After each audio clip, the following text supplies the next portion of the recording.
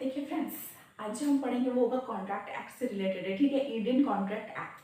तो जनरली यहाँ पे आज जो हम एक स्टोरी सुनेंगे, ठीक है, बहुत ही इंटरेस्टिंग स्टोरी। किसका? हस्बैंड एंड वाइफ को भी किस लिए? झगड़े के लिए, ठीक है। झगड़े के लिए एक वाइफ कैसे अपने हस्बैंड के ऊपर केस कर देती है और उसका क्या रिजल्ट होता है, इंसाफ किसको मिलता है। जनरल लाइफ में अगर हम देखें तो इंसाफ वाइफ को ही मिलता है, क्योंकि हस्बैंड को झुकना पड़ता है जब भी झगड़ा होता है। जीत किसकी होती है? वाइफ की होती है। क्या ये जो केस लॉ आज हम पढ़ेंगे इसमें भी क्या जीत वाइफ की होती है, हस्बैंड की होती है? यही हम जानेंगे। So here this is Priyanka Adhikari and welcome back to channel. आप क्या देख रहे हैं? Easy commerce. अगर आप न्यू है तो चैनल को सब्सक्राइब करना नहीं भूलिएगा। देखिए इंडियन कॉन्ट्रैक्ट एक्ट, ठीक है, ये है 1872। इंडियन कॉन्ट्रैक्ट एक्ट 1872 है, ठीक है।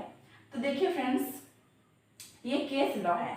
हम क्या देखेंगे आज? एक case law, Balfour versus Balfour. तो नाम से आपको पता चल रहा है, ठीक है, बाल्फोर वर्सेस बाल्फोर मतलब एक मिस्टर बाल्फोर है, एक मिसेस बाल्फोर है। तो ये केस लॉ है, मतलब ये एक एक्चुअल का स्टोरी है। ये एक लॉ, मतलब लॉ में इसका जिक्र होता है। क्यों? क्योंकि ये बहुत इंपॉर्टेंट केस लॉ। इससे जो है इसका रिजल्ट जो निकल के आया था वो बहुत इंपॉर्टेंट है, बहुत काम में आता है, ठीक है। तो क्या है स्टोरी? देखिए, मिस्टर बाल्फोर, मिसेस बाल्फोर, ठीक है, ये दोनों हस्बैंड वाइफ है। तो ये दोनों कहाँ रहते थे? हस्बैंड वाइफ ये दोनों जो है ये सिलोन में रहते थे, ठीक है, सिलोन। तो ये है श्रीलंका, ठीक है, सिलोन श्रीलंका में ये रहते थे। कुछ छुट्टियों के दिन में ये सोचते हैं कि चलो हम इंग्लैंड जाते हैं, वहां से घूम करके आते हैं, हॉलीडेज को स्पेंड करके आते हैं, ठीक है। दोनों जाते हैं हॉलीडे स्पेंड करने। वहां जाकर के अचानक से जो मिसेस बाल्फोर थी उसका वो सिक हो जाती है, ठीक है, उनका तबीयत खराब हो जाता है। तो चूंकि ये कहाँ रहते थे? सिलोन में रहते थे। घूमने गए थे इंग्लैंड में, हॉलिडे मनाने के लिए गए थे। वहां जाकर के मिसेस बाल्फोर जो है, इंग्लैंड में क्या होता है, मिसेस बाल्फोर ये सिक हो जाती है, ठीक है, ये जो है ये बीमार पड़ जाती है मिसेस बाल्फोर, ठीक है, बीमार पड़ जाती है। तो उसके कारण क्या होता है कि वो उनको वहीं पे रुकना पड़ता है और मिस्टर बाल्फोर जो है उनका काम रहता है, ठीक है, mister Balfour for office work वो वापस से यहाँ आ जाते हैं। अब वो वहां पे है तो वाइफ तो उनका दायित्व तो लेना ही पड़ेगा, ठीक है, रिस्पॉन्सिबिलिटी लेना पड़ेगा। तो वो क्या करते हैं, हर मंथ £30 में उनको पे करते हैं। किसको? मिस्टर बाल्फोर मिसेस बाल्फोर को पे करते हैं। कुछ दिन ऐसे बीतने के बाद दोनों में डिफरेंसेस आ जाता है, दोनों में झगड़ा स्टार्ट हो जाता है, ठीक है। तो वो क्या करते हैं, जो मिस्टर बाल्फोर है वो £30 जो है वो देना बंद कर देते हैं, ठीक है, वो देना बंद कर देते हैं। तो जैसे ही मिसेस बाल्फोर को वो अमाउंट नहीं मिलता है मेंटेनेंस के लिए, ठीक है, उनका केयर के लिए रिस्पॉन्सिबिलिटी वो नहीं निभाते, तो मिसेस बाल्फोर क्या करती है, कहाँ जाती है? कोर्ट के पास केस करने के लिए। वो केस कर भी देती है। इससे रिजल्ट क्या निकल के आता है, कोर्ट से क्या फैसला आता है, वो रिजल्ट बहुत इंपॉर्टेंट है। यहाँ क्या बोला जाता है कि मिसेस बाल्फोर जो है वो जब कोर्ट में गई तो वो क्या कंप्लेन करती है कि हमारे बीच में, हस्बैंड एंड वाइफ के बीच में एक अग्रीमेंट या कॉन्ट्रैक्ट बना था कि वो मुझे £30 एज ए मेंटेनेंस पे करेंगे, क्योंकि वो नहीं कर रहे हैं तो मैं मेरा वो राइट है पाने का, तो मुझे ये अमाउंट मिलना चाहिए। तो कोर्ट की तरफ से ये फैसला आता है कि हस्बैंड एंड वाइफ में ये जो है ये एक सोशल रिलेशन है। तो ये जो रिलेशन है इसमें कोई लीगल ऑब्लिगेशन क्रिएट नहीं होता है, ये दोनों के बीच में कोई अग्रीमेंट नहीं बनता है, ठीक है। तो इस वजह से मिस्टर बाल्फोर जो है वो £30 देने के लिए लायबल नहीं है, उनको फोर्स नहीं किया जा सकता।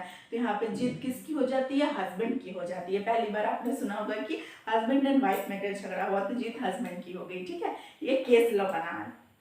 तो क्यों बना है? क्योंकि इसमें सबसे मेन जो बात है वो देखिए कि लीगल ऑब्लिगेशन, जब हम कॉन्ट्रैक्ट पढ़ते हैं तो उसमें हम पढ़े हैं कि लीगल ऑब्लिगेशन जहां क्रिएट होगा वही एक कॉन्ट्रैक्ट बनता है। लेकिन इस केस में, हस्बैंड वाइफ के केस में कोई लीगल ऑब्लिगेशन नहीं था, ठीक है। जब वो ये बात हो रहा था तो दोनों एक दूसरे को लीगली बाइंड नहीं कर रहे थे, इसी वजह से यहाँ पे एक लीगल ऑब्लिगेशन क्रिएट नहीं हुआ, जिसकी वजह से जो कॉन्ट्रैक्ट है वो एब्सेंट हो गया, ठीक है, कॉन्ट्रैक्ट के एसेंशियल फीचर्स। तो इस केस में जीत मिस्टर बाल्फर की हो जाती है और यही फैसला निकल के आता है कि जो सोशल एग्रीमेंट होता है, इसका और एक एग्जांपल अगर देंगे तो आपको समझ में आ जाएगा। मान लीजिए कि आपके पेरेंट्स है, वो आपको बोलते हैं कि एग्जाम में अगर आप अच्छा परफॉर्मेंस करते हैं, अगर तुमने 90% मार्क्स लेकर के आओगी बेटा या बेटी को अपने बोलते हैं, तो मैं तुम्हें साइकिल खरीद के दूंगा। आप मान लीजिए बहुत मेहनत करते हैं, बहुत मेहनत के बाद आप 90% से ज़्यादा 95% लेकर के आते हैं, ठीक है। अब आप क्या बोलते हैं कि मुझे साइकिल दीजिए, तो आपके पापा क्या बोलते हैं कि अभी पैसे नहीं है, तो फिर कुछ भी बहाना बनाते हैं, सच में शायद उनको कुछ प्रॉब्लम होगा तो बोलते हैं कि साइकिल नहीं दे सकते, तुमको बाद में दिलवा दूंगा। तो आप क्या कोर्ट में केस कर सकते हैं कि यहाँ पे कोई लीगल ऑब्लिगेशन क्रिएट हुआ? नहीं हुआ। तो ये केस इसी से मिलता जुलता है, ठीक है।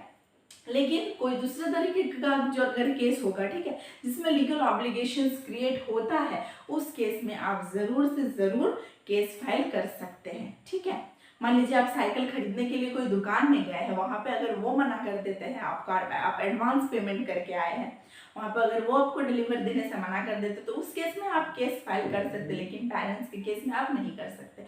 इसीलिए इस केस में भी यही चीज़ रिजल्ट निकल के आया था। तो आई होप कि ये जो केस लॉ है आपको क्लियर हो गया, बहुत ही फेमस केस लॉ है। मिलते हैं नेक्स्ट वीडियो में एक न्यू केस लॉ के साथ, इसी तरह से स्टोरी से हम समझेंगे। और अगर आप जॉब से रिलेटेड वीडियोस पाना चाहते हैं और अपने करियर में जो अगर आप कोई जॉब ढूंढ रहे हैं, ठीक है, करियर सेट करना चाहते हैं, तो job for you YouTube channel है, जिसका लिंक मैंने डिस्क्रिप्शन बॉक्स में आपको प्रोवाइड कर दिया, वहां जाकर के चैनल को सब्सक्राइब कर लीजिएगा।